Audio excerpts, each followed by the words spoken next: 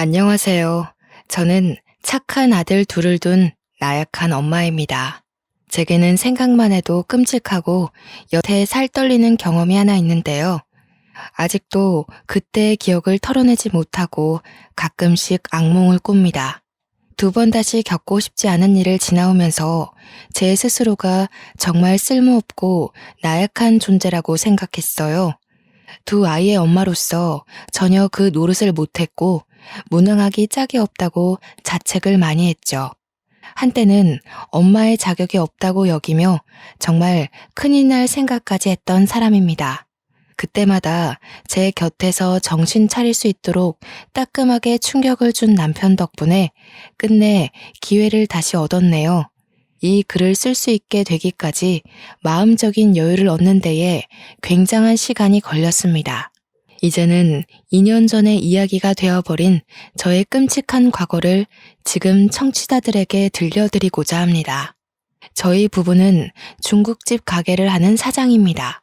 남편과 함께 신혼 때부터 계획해서 차린 중국집인데요. 한자리에서 제법 오래 했고 매상을 차곡차곡 부지런히 올려 제법 살림을 넉넉하게 살고 있었죠. 위치가 초중고 모여있는 근방에 있었기에 손님은 늘 끊이지 않았어요. 학교에서 배달을 시킬 때도 많고 가족 단위의 손님들이 학교 주변에서 외식하면 만만하게 들여다보는 곳이 저희 중국집이었거든요. 특히 입학식과 졸업식엔 아주 난리가 난답니다. 휴일이 없다 보니까 저희 부부는 평일 낮에 조금 한산할 경우가 휴일이나 다름없었어요. 어떨 때는 피곤해서 하루 정도 쉬고 싶기도 합니다. 사람이라면 아무리 돈 잘 버는 장사치라도 놀고 싶잖아요. 드러눕고 싶기도 하고. 그럼에도 저희 부부는 늘 손님들께 파이팅 넘친다는 소리를 많이 들었는데요. 저희가 그렇게 힘내서 매출에 신경을 기울일 수 있었던 건 당연히 사랑스러운 두 아들 덕분이랍니다. 저희 애들은 특히 짜장면을 좋아해요. 아들 둘은 매번 부모님이 짜장면 집을 해서 너무 좋다고 해맑게 얘기를 하더라고요. 아들들이 말하기를 자기들 반에서 저희 부부가 제일 갖고 싶은 부모님으로 소문이 났다지 뭡니까. 아들 친구들이 하나같이 저희 아들을 보고 매일 짜장면을 공짜로 먹을 수 있어서 좋겠다고 그렇게 부러워한대요. 자식들이 저렇게 저희를 자랑스러워하고 좋아하는데 저희가 어떻게 힘이 안 생기겠습니까? 자식들만 보면 없던 힘도 생긴다는 저의 친정 부모님 말이 자식을 낳고 보니까 완전 이해가 되더라고요. 건강하게만 자라줘도 너무 좋은데 저희 부부가 또 하나 복받은 게 뭐냐면요. 저희 아들들은 연년생인데도 싸우지 않고 참 사이가 좋았다는 거예요. 쌍둥이처럼 똑 닮아서 사람들이 볼 때마다 쌍둥이 아니냐고 묻기도 하는데 보통은 형제 자매가 그런 소리를 들으면 서로 기분 상해하지 않습니까? 그런데 저희 아들들은 사람들한테 그런 소리 듣는 걸 되게 좋아하고 즐겼다는 겁니다. 형제 애가 남다르게 좀 강했어요. 한참 친구들 좋아할 시기인데도 둘과의 약속이 우선인 애들이었다니까요. 둘이서 놀 땐 웬만한 사이좋은 딸아이들처럼 매일 붙어 다니면서 얌전히 블록놀이를 한답니다. 부모라면 내 새끼들이 싸우지 말고 사이좋게 지내길 바라잖아요. 솔직히 둘째를 가지고 성별이 남자아이란 걸 알았을 때 내심 첫째와 자주 싸우게 될까봐 걱정했거든요. 그런데 첫째가 둘째한테 먼저 많이 양보하다 보니까 둘째도 자연스레 그걸 배워서 형을 챙기더군요. 저희가 시킨 적도 없는데 알아서 서로를 챙기고 위해주니 얼마나 뿌듯한지 모릅니다. 둘째가 초등학교를 입학하고부터는 첫째랑 둘이서 학교까지 나란히 같이 다니게 되었는데요. 1살 차이라지만 첫째가 워낙 듬직했기 때문에 저와 남편은 얼른 둘째가 학교를 다니길 기다리고 있었습니다. 둘째가 아직 유치원 졸업을 못했을 땐 늘 제가 일을 하다 말고 데리러 갔었거든요. 일이 바쁠 때 항상 아이 하원이 겹쳤는데 남편 혼자 두고 얼른 나갔다 오는 것도 생각보다 곤란한 일이더라고요. 그런데 아들들이 같이 학교를 다니니까 첫째가 알아서 둘째를 데리고 학교를 하는 겁니다. 이마저도 첫째한테 부탁한 일이 아니었어요. 말 그대로 첫째가 알아서 둘째를 챙겨 나오고 있더군요. 둘째 손을 꼭 잡고 학교를 하는 모습을 보고서 그때 제가 첫째한테 앞으로 동생 챙겨서 와줄 수 있겠냐고 부탁을 했었습니다. 엄마가 이런 부탁해서 미안해. 우리 현중이가 동생 잘 챙겨서 집에 올 수 있지? 엄마 아빠가 너무 바빠서 현수를 못 챙길지도 모르거든. 현중이가 형으로서 한번 책임져 볼래? 그런 건 걱정 마. 현수 마치는 시간이랑 내가 마치는 시간이랑 비슷해서 별로 어렵지 않아. 현수한테도 혹시 먼저 마치게 되면 우리 반에 오라고 했거든. 현수도 알겠대. 우리가 무슨 복이 있어서 이렇게 듬직한 아들들을 낳았을까. 현중이 덕분에 엄마 아빠가 더 힘내서 짜장면 팔 수 있겠다. 고마워 아들. 첫째가 흔쾌히 허락해주는 덕에 저는 남편과 장사에 좀 더 신경을 쓸 수 있었어요. 그리고 저희에겐 이웃이기도 했고 같은 학부모 입장이기도 한 측근 부부가 있었습니다. 저희 가게 옆에 나란히 장난감 가게 하나가 있었어요. 같이 장사하는 입장에서 오다 가다 마주치는 덕에 친해진 이웃들이죠. 그 사람들과는 자녀 학교가 같은지라 학부모 교육이나 모임이 있으면 시간 맞춰 같이 갈 정도로 친했습니다. 유나 엄마, 학교 상담 오늘 윤주 차례지? 우리 아들 순서랑 비슷하게 걸려서 같이 가면 될 것 같은데 시간 괜찮겠어? 그럼요 언니. 나중에 저녁 때쯤 제가 언니 가게 찾아갈게요. 상담 끝나고 차 한잔 할래요? 이번에 저희 외가 쪽에서 콧감 가지고 왔는데 아주 실하고 맛있더라고요. 좀 챙겨드릴게요. 맛있는 거 있으면 늘 나눠 먹고 서로의 자녀들을 내 자녀처럼 돌봐주기도 했습니다. 너무 고맙게도 우리 아들들 생일이 되면 그 집에서 장난감도 하나씩 선물을 해주곤 했어요. 직접 골라서 원하는 걸 갖게 해주었는데 그날만 되면 아들들이 아침부터 기뻐 날뜁니다. 장난감 받는 날이라면서 마치 산타 할아버지한테 선물 받는 것처럼 행복해했죠. 아들이 둘인 저희와 달리 그쪽은 딸이 둘이었는데요. 저희처럼 연년생은 아니었고 첫째 딸이 우리 첫째 아들과 동갑이고 둘째 딸이 아직 유치원을 다니고 있었습니다. 서로 거리가 가깝다 보니까 자연스레 아이들 4명이서 서로를 잘 어울려 놀게 되더라고요. 따로 소개해준 적도 없는데 자기들끼리 이미 친한 걸 보고 역시 아이들 친화력은 남다르다고 생각했죠. 또 아이들 입장에선 얼마나 재미있는 환경이겠습니까? 조금만 왔다 갔다 하면 부모님 가게를 탐방할 수 있고 더 가면 학교 놀이터에서 놀 수도 있고 서로 늦게까지 놀더라도 집이 가까우니 금방 귀가할 수 있으니 말입니다. 저희 아들들은 물론이고 장난감 가게 딸내미들에게도 짜장면을 무상으로 많이 제공해 줬습니다. 맛있는 거 좋아할 나이들이다 보니 딸아이들도 자기 집에 가서 밥을 안 먹고 꼭 저희 가게로 와 중국 음식으로 해결하더군요. 아이들 건강에 해라도 될까봐 제가 나름 조절해서 식사를 챙겨주기도 했네요. 한날은 장난감 집 둘째 딸이 짜장면을 먹는데 온 얼굴에 범벅을 해놨더라고요. 어머 유나야. 아이고 세상에 너희 엄마 아빠가 보면 시겁하겠다. 예쁜 옷도 다 버려놨네. 안 되겠다. 이러고 가면 내가 네 엄마한테 욕먹겠어. 이모랑 같이 씻으러 가자. 저는 그대로 아이를 달랑 들어서 2층으로 올라가 샤워까지 시켰습니다. 옷이 다 더러워져서 당장에 갈아입을 옷은 없고 타올로 둘둘 감고 제 외투로 감싸 안아서 장난감 가게까지 뛰어갔던 걸로 기억합니다. 그때 그 집 가게 사모님이랑 얼마나 웃어댔는지 몰라요.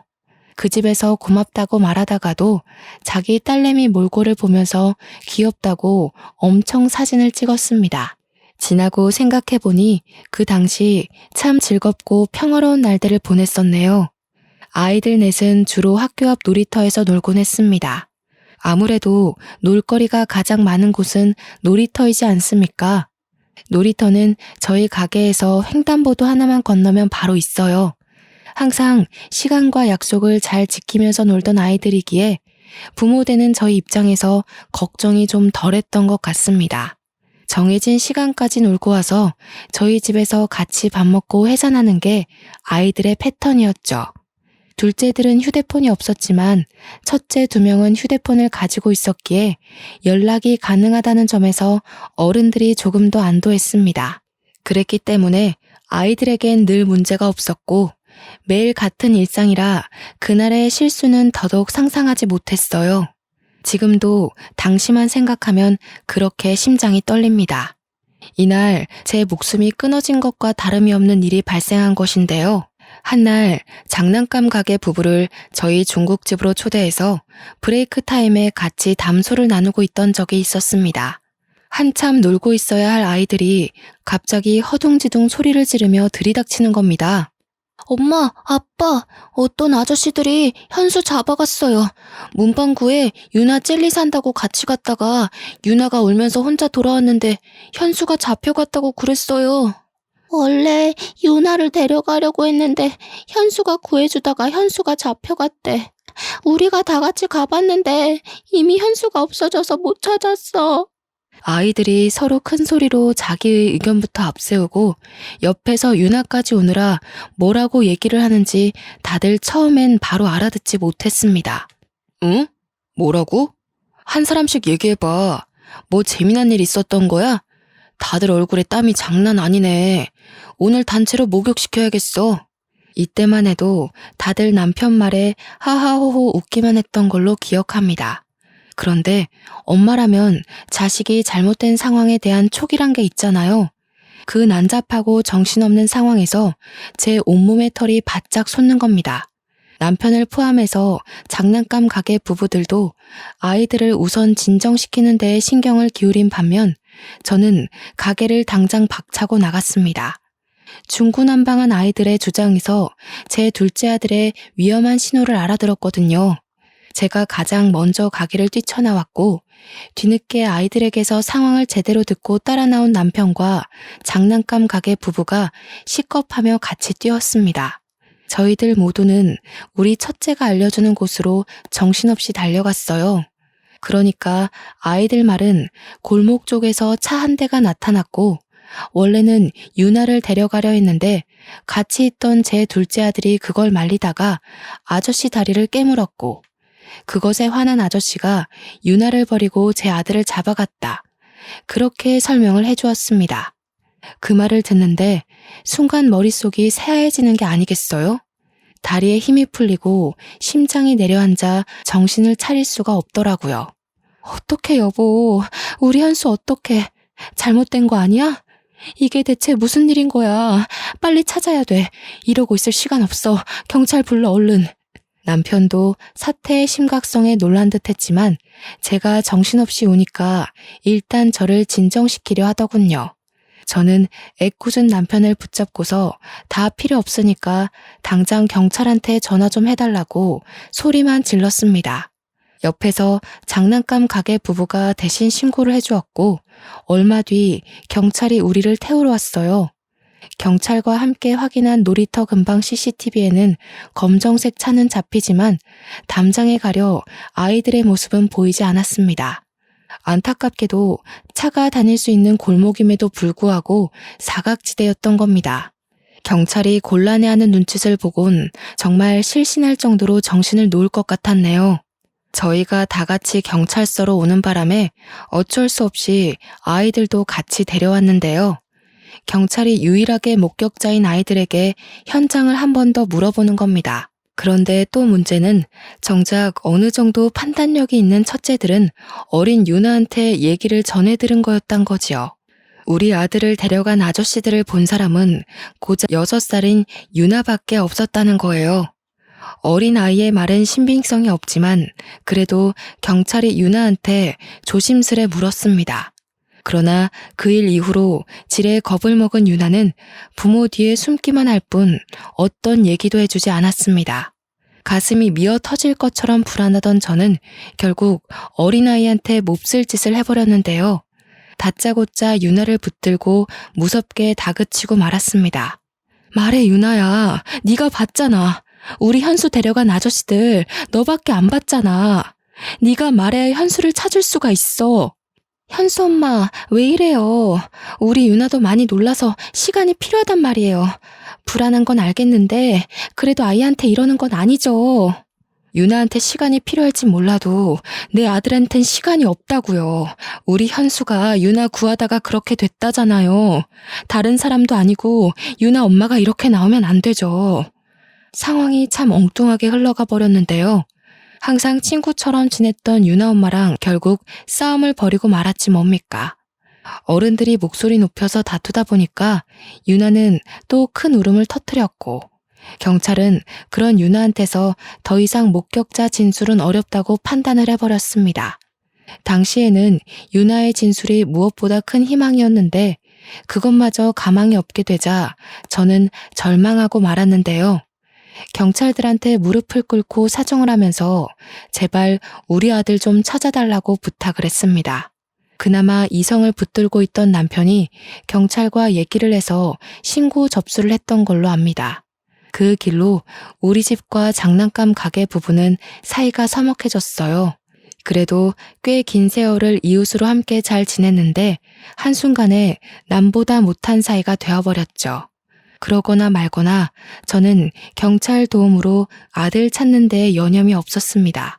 장사는 해야 했기에 남편만 정신 바짝 차려 일을 했고 저는 길거리를 돌아다니며 전단지를 뿌려 방송국도 찾아가 할 수 있는 모든 걸 다 시도하며 아들 찾기에만 온 에너지를 쏟았습니다.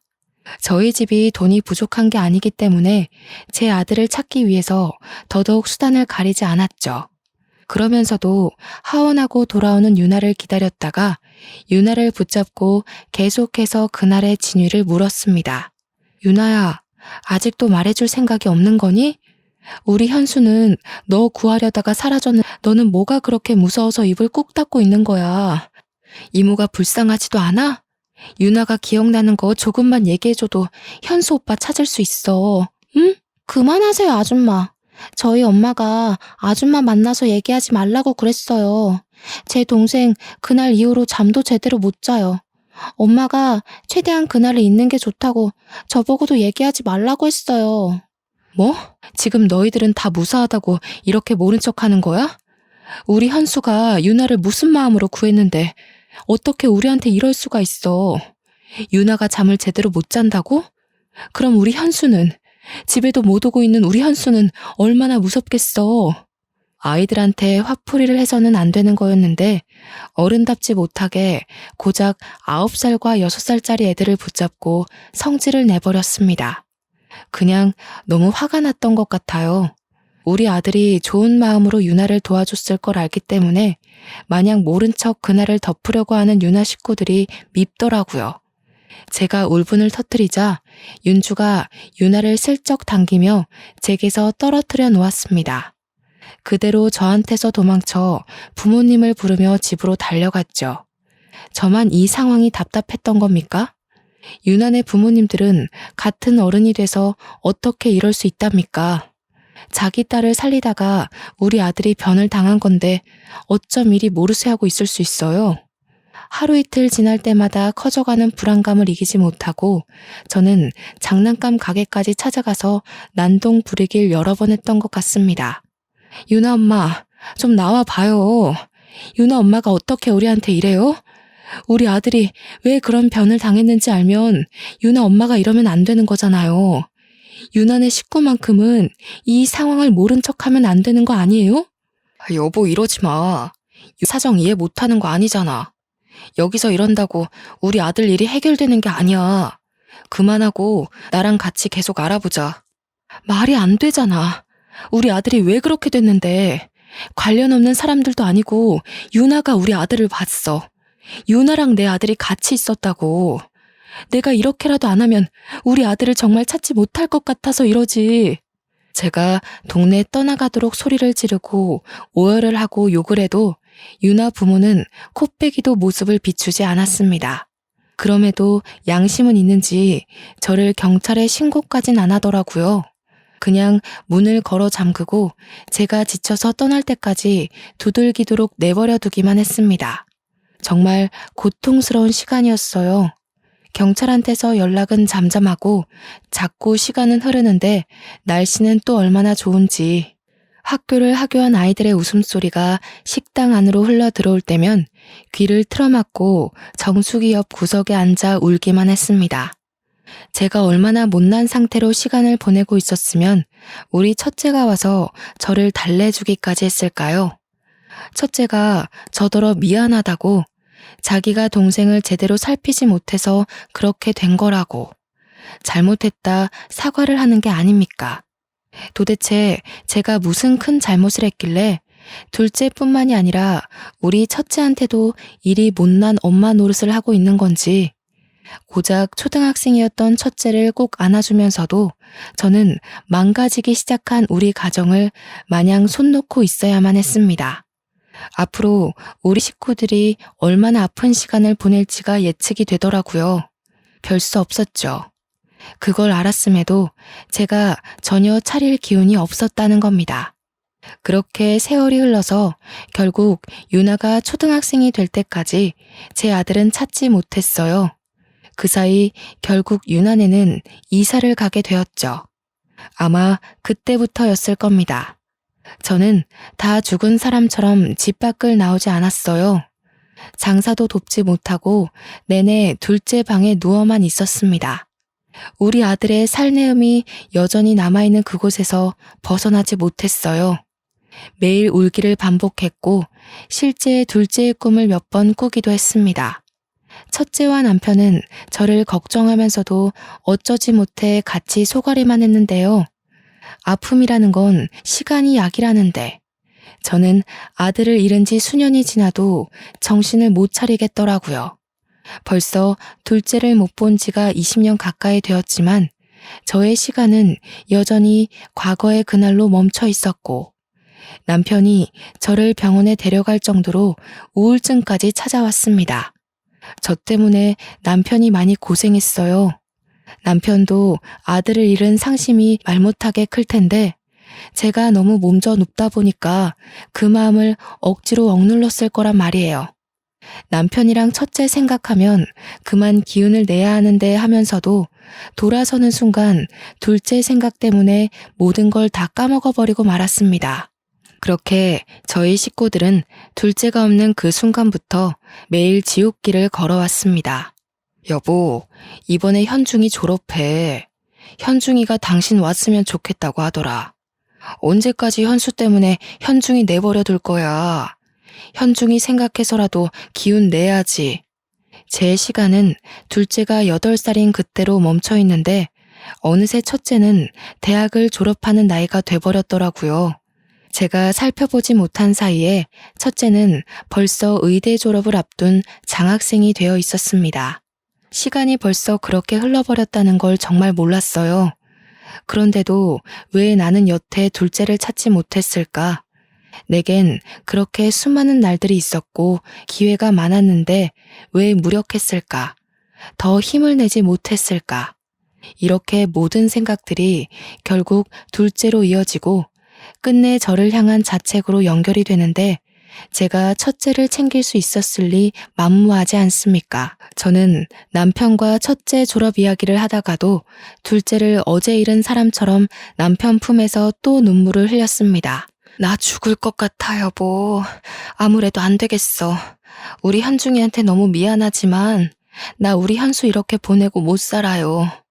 내가 우리 아들 혼자 있는 걸 이대로 둘 수가 없을 것 같아. 무슨 소리 하는 거야, 지금? 현수를 정말 생각한다면 죽을 것 같은 힘을 억지로 내서라도 내 아들을 기다릴 생각을 해야지. 쓸데없는 생각하지 마. 당신 지금 현수 엄마이기도 하지만 현중이 엄마이기도 해. 이때야말로 제가 정말 진심으로 극단적인 생각을 했던 순간입니다.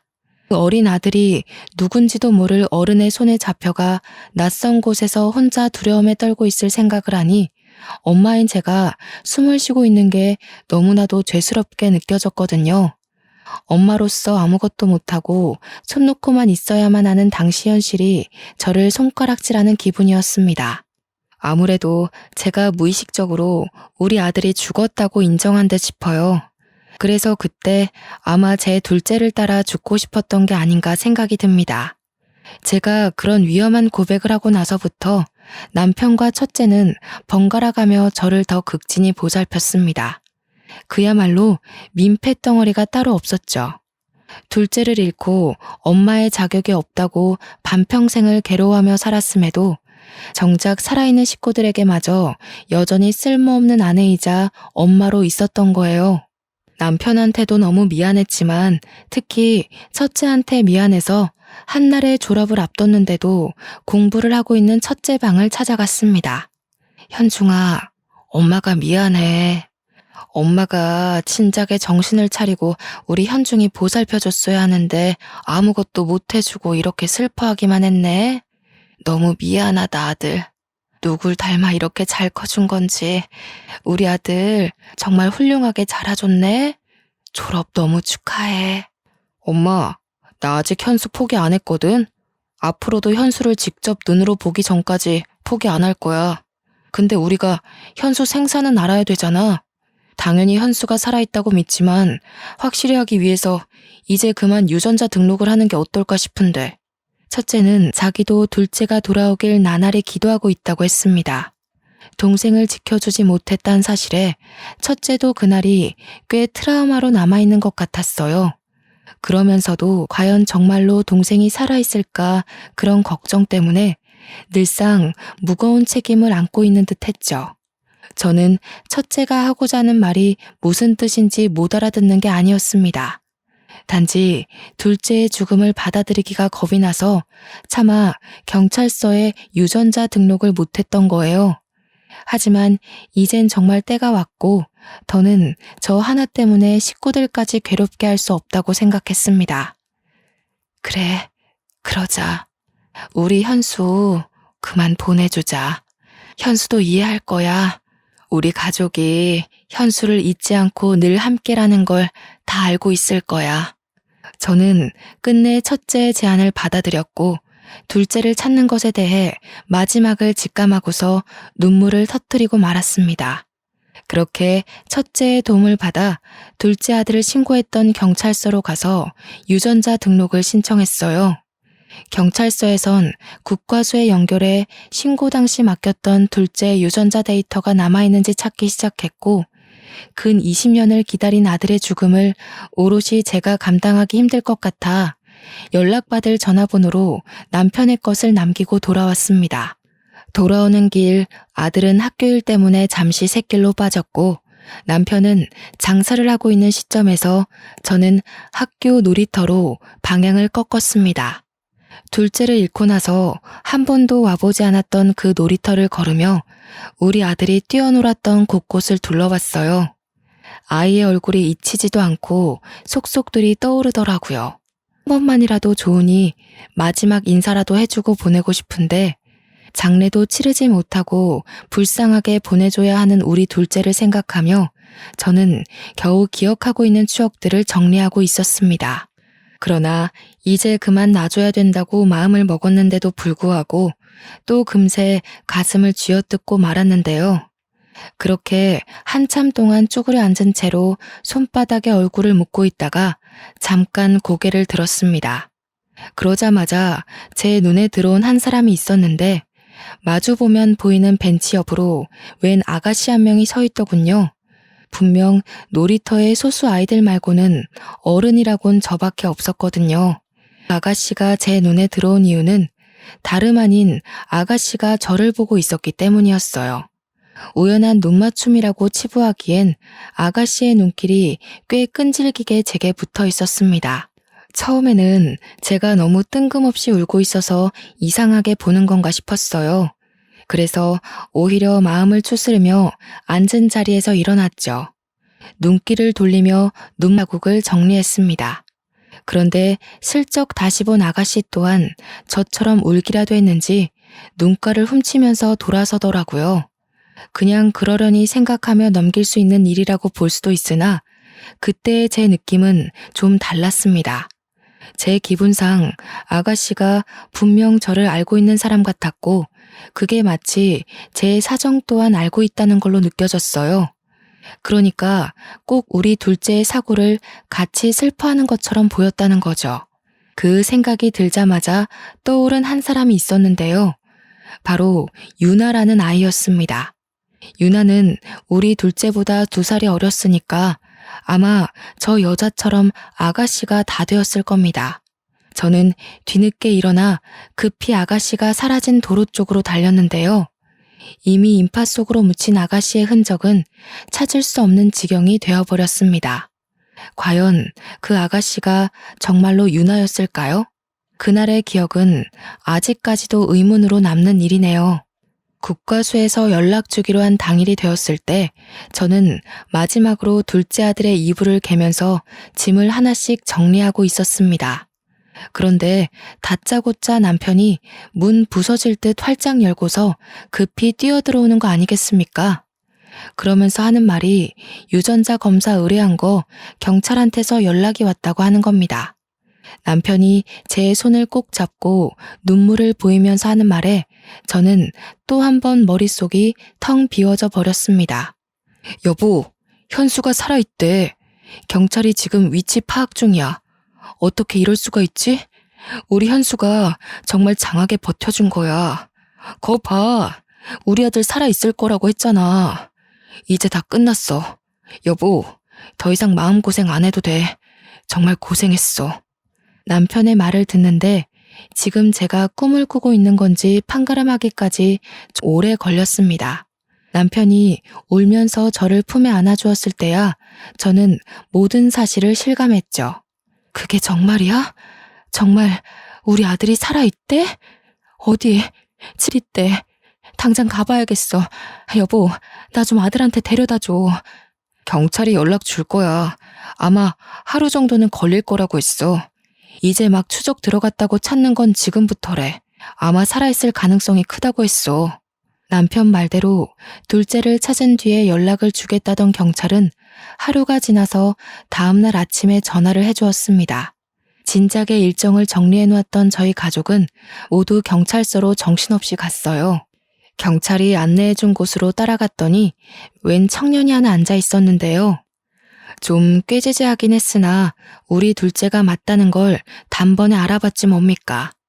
너무 많이 커버렸지만 제가 바로 알아볼 수 있었던 이유는 바로 첫째와 쌍둥이처럼 똑 닮은 얼굴 때문이었습니다. 현수야, 아이고 감사합니다. 하느님 너무 감사합니다. 우리 현수 고생 많이 했지. 엄마가 늦게 찾아서 미안해. 이렇게 살아있는 줄도 모르고 엄마가 더 노력하지 못했어. 고맙다. 있어줘서 고마워. 그때부터 저는 정신없이 울면서 우리 둘째 얼굴을 만지느라 주변 기억들은 좀 흐릿합니다. 둘째를 안아주면서도 이게 현실이 맞나 싶어서 몇 번이나 아들을 주물럭거렸어요. 남편과 첫째와도 인사를 나누는 둘째를 놓지 못하고 내내 붙잡고 있었습니다. 둘째가 제게 엄마라고 불러주는 말을 듣고 나서야 이 모든 것이 현실이라는 걸 제대로 받아들였던 것 같네요. 저희 식구들은 둘째의 이야기를 듣기까지 가족 간의 상봉을 실감하느라 좀 오래 걸렸습니다. 도대체 어떻게 지냈던 거야? 이렇게 멀쩡히 살아있었으면서 왜 우리를 찾아오지 못했어? 어디 멀리 가서 있었던 거니? 너를 찾으려고 방방곡곡을 돌고 방송까지 냈는데도 못 찾았는데 그럴 만한 이유가 있었던 거야? 몰라. 살았는지도 모르겠고 집에 어딘지도 기억이 잘 안 나고 그냥 깡패 아저씨들이 도망가면 가만 안 둔다고 해서 시키는 대로 있었어. 듣고 보니 둘째는 잡혀가자마자 웬 껌파리로 구걸을 하면서 사람들한테 돈을 받아 바치는 일을 했다고 합니다. 질이 나쁜 아저씨들이라 너무 무서워서 감히 탈출할 생각도 못했고 자기 말고도 다른 어린애들이 많았다고 해요. 고등학생 나이가 되고부터는 아저씨 일터에서 일을 했는데 거기 손님으로 오는 아저씨들이 도박으로 돈을 잃으면 홧김에 손찌검을 하는 사람들도 있었다고 하는 거 아니겠습니까? 그 소리를 듣는데 얼마나 억장이 무너지던지. 아들 손을 잡고 있는 내내 두 손이 우리 남편 손보다 거칠어서 한참 문질렀던 것 같아요. 심지어 둘째는 이름도 바뀌어 있었습니다. 그래서 저희랑 경찰이 더 찾지 못했던 거였어요. 그래도 유전자 검사 덕분에 둘째의 신원이 밝혀졌고 그 바람에 둘째가 있었다던 도박장이 다 털렸다고 해요. 형사가 들이닥쳐서 거기 도박쟁이들이 죄다 잡혀온 걸로 알고 있습니다. 얼마나 고생을 했으면 애가 이렇게 삐쩍 말랐을까. 어디 아픈 데는 없니? 그동안 많이 힘들었지. 이젠 아무 걱정하지 마. 엄마가 다 해결해 줄게. 저를 잊었을 거라고 생각했어요. 찾지 않길래 원망도 했지만 제가 이름까지 바뀌어 버렸으니까 못 찾을 수도 있겠구나 하면서 이해도 되고, 또 살다 보니까 원래 이렇게 사는 게 익숙하기도 했던 것 같고. 그럴 리가 있겠어? 네가 우리 식구한테 얼마나 소중한 가족인데. 엄마 아빠가 정말 노력 많이 했어. 너가 없고 나서부터 하루도 편하게 지낸 날이 없다고. 나도 내 선에서 너 찾으려고 많이 알아보기도 했고, 그 노력이 부족했을 수도 있지만 절대 잊어버린 게 아니라는 것만 알아줘. 둘째가 저희 부부에겐 존댓말을 썼지만 첫째한테는 그래도 반말을 하더라고요. 부모와의 애와 형제의 애가 다르다는 게 이런 부분에서도 뭔가 작용하나 봅니다. 둘째는 형이 주는 손길을 잡고서 내내 참고 있던 눈물을 터뜨렸어요. 부모도 부모지만 형과의 추억이 제법 길고 강하게 남은 것 같아 그마저도 얼마나 다행인지 몰라요. 그렇게 한참을 가족끼리 대화를 나누고 있는데 중간에 경찰이 오더니 둘째한테 무언가를 보여주더라고요. 다행히 몽타주가 일치하는 사람도 같이 잡혀왔네요. 보아하니 상습범이더라고요. 배현수 씨 잡아간 사람, 이렇게 생긴 사람 맞나요? 둘째는 형사가 보여주는 몽타주를 보면서 완전히 똑같은 건 아니지만 대충 그렇다고 했습니다. 실 사진도 아닌데 몽타주만 보고도 둘째가 겁을 먹더라고요. 그래서 제가 아이의 손을 더 세게 잡아주었죠.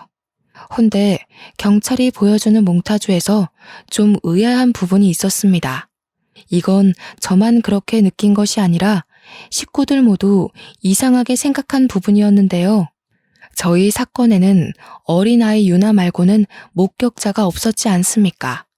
목격자가 더 있었다면 한참 경찰들이 사건을 파헤칠 때 드러났을 겁니다. 유나네 집은 이사하면서 그대로 도망쳐 버렸으니 사실상 목격자가 없는 것과 같은데 이게 어떻게 된 일일까요? 그렇잖아도 남편이 먼저 형사님께 물어보았습니다. 그런데 선생님, 당시 목격자가 어린아이 말고는 없었던 걸로 알고 있는데 어떻게 몽타주를 딴 거죠? 혹시 중간에 다른 목격자라도 발견이 됐던 건가요? 아, 아직 모르시는군요. 10년 전쯤인가 중학생 여자아이가 혼자 찾아왔었어요. 현수 씨 사건 얘기를 하면서 자기가 그날 목격자라고 얘기해주고 갔습니다. 오래전 일이었을 텐데 선명하게 기억하고 있더라고요. 그날 일 때문에 그렇게 악몽을 꾼다고 하면서 엄마 몰래 왔다고 그랬던 것 같네요. 중학생 여자아이. 그 말을 듣는데 왜 놀이터에서 본 아가씨의 모습이 오버랩 되는 건지 몰랐습니다. 엄마 몰래 찾아왔었다는 말도 저의 반응을 크게 만드는 데에 한몫했어요. 뭐라고요? 그 아이가 분명 목격자라고 그랬습니까? 10년 전이 중학생이면 지금 20대라는 거죠? 혹시 그 사람 성함이 어떻게 되는지 알 수 있을까요? 아이고, 그건 목격자 신원 보호 때문에 말씀드리기가 곤란해요. 죄송합니다. 그런데 자기가 그 동네 장난감 가게 집 딸이었다고는 했습니다. 자기를 구해준 오빠가 잡혀갔다고 그렇게 말했네요. 그 얘기를 듣고 저희 식구는 유나의 진술이라는 걸 바로 직감했습니다.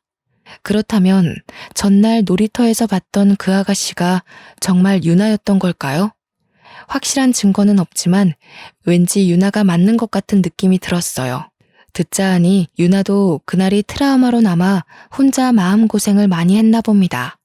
중학생 나이까지 악몽을 꿨을 정도면 굉장히 많이 시달렸다는 건데 심지어 엄마 몰래 경찰서를 찾았다고 하잖아요.